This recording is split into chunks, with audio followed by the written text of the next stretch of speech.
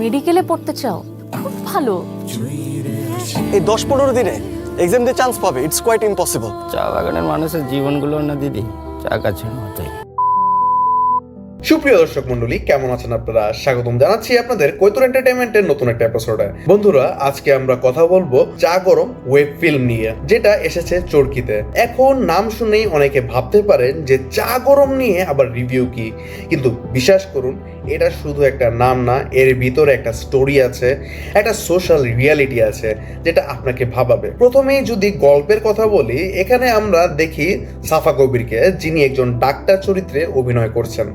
ঢাকা থেকে তিনি সিলেটের চা বাগানে যান, যেখানে শ্রমিকদের জীবনযাপন, তাদের সংগ্রাম এসবের সাথে ধীরে ধীরে জড়িয়ে পড়ে।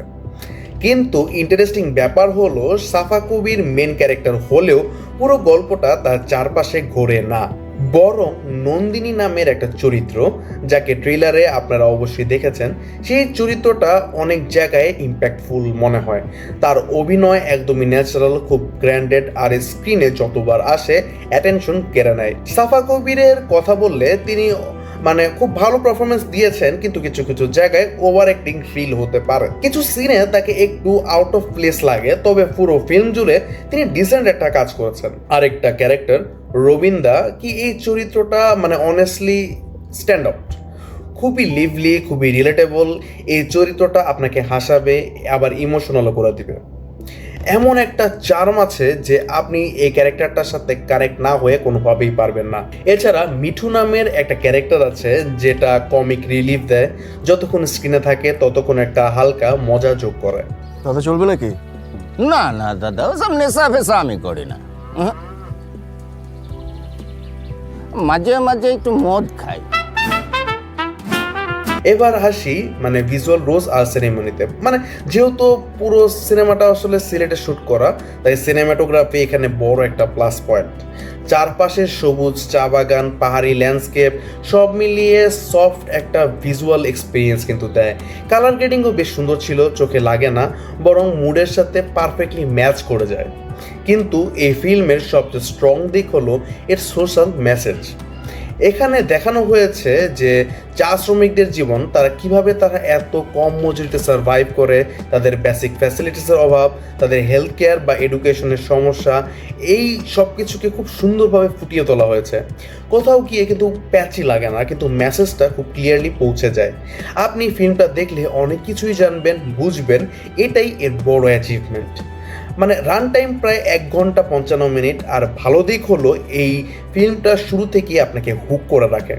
স্টোরিটা খুবই সিম্পল, কিন্তু এক্সিকিউশন এমন যে আপনি ইজিলি এঙ্গেজ হয়ে যাবেন। কোথাও খুব বড় টুইস্ট নেই, খুব কমপ্লিকেটেড প্লট না, কিন্তু সিম্পলিসিটিটাই এখানে স্ট্রেংথ হয়ে কাজ করছে। এই এলাকাটা কিন্তু খারাপ, ডাকাত পড়ে। তো ভালোই হলো, আপনি না বললেন ডাক্তাররা সব ডাকাত হয়। ডাইরেকশনের কথা যদি বলি, শঙ্খা দাশগুপ্ত খুব ক্লিন একটা ন্যারেশন দিয়েছেন। আর প্রোডাকশনে ছিলেন রেদওয়ান রনি, যিনি আগেও খুব ভালো কিছু কাজ করেছেন।